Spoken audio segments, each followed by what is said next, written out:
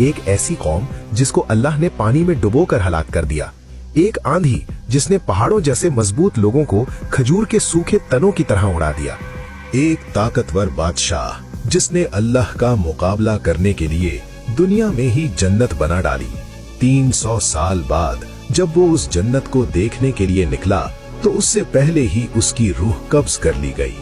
एक ऐसी चीख जिसने दुनिया के ताकतवर लोगों को एक लम्हा मोहलत न दी, एक छोटा सा मच्छर जिसने दुनिया के सबसे ताकतवर बादशाह को तड़पा तड़पा कर मार डाला, एक फिरौन जो कहता था मैं तुम्हारा सबसे बड़ा रब हूँ, आज उसकी लाश म्यूजियम में शीशे के अंदर बंद है, और एक ऐसा शख्स जिसके खजानों की चाबियां उठाने के लिए कई आदमियों की जरूरत होती थी, एक लम्हे में अपनी तमाम दौलत के साथ जमीन में धंस गया।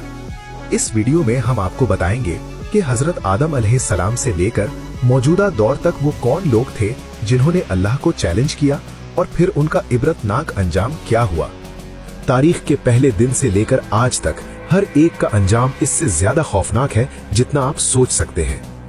क्या आप जानते हैं कि एक बादशाह ने कहा था मैं भी जिंदा कर सकता हूं और मार सकता हूं। ये तो मैं भी कर सकता हूँ और अभी करके दिखाता हूँ। लेकिन जब उससे कहा गया कि सूरज को मगरिब से निकाल कर दिखाओ तो क्या हुआ। क्या आप जानते हैं कि जिस शख्स ने नबी करीम सल्लल्लाहु अलैहि वसल्लम पर पत्थर मारे उसकी लाश इतनी सड़ गई कि कोई करीब नहीं गया। और सबसे हैरान कुन बात, जिस फिरौन ने कहा था मैं तुम्हारा रब हूँ, मैं ही तुम्हारा रब हूँ और तुम सब लोग मेरी ही इबादत करो वरना अंजाम बुरा होगा। मरते वक्त उसने क्या कहा, मैं ईमान लाया कि कोई माबूद नहीं मगर वही जिस पर बनी इस्राइल ईमान लाए और जो मूसा का रब है। और अल्लाह ने उसकी लाश को आज तक क्यों महफूज रखा। ये वीडियो आपकी जिंदगी बदल देगी, आपको गुरूर से बचाएगी, आपको बताएगी कि इंसान की ताकत अल्लाह की कुदरत के सामने कितनी कम है। लेकिन इंतबाह, ये कहानियां इतनी खौफनाक हैं कि आपके रोंगटे खड़े हो जाएंगे। तो अगर आप में हिम्मत है तो इस वीडियो को आखिर तक देखें, क्योंकि आखिरी वाकया वो अभी चंद साल पहले का है। शायद आपके शहर में भी ऐसा हो रहा हो। तो चले शुरू करते हैं। हजरत आदम के बाद सबसे पहली कौम जिसने अल्लाह को मानने से इनकार किया वो थी कौम नूह।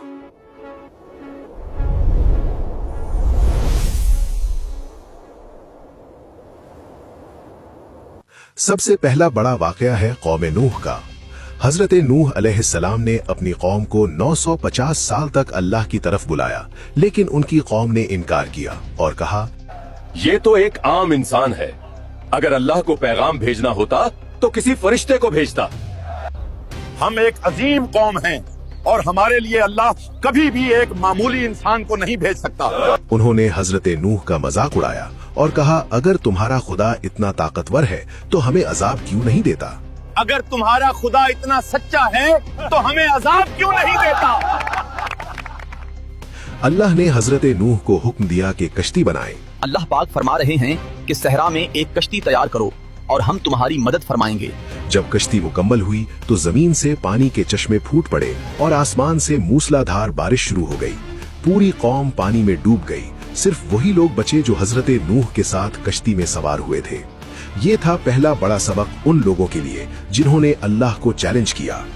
दूसरे नंबर पर है कौम आद।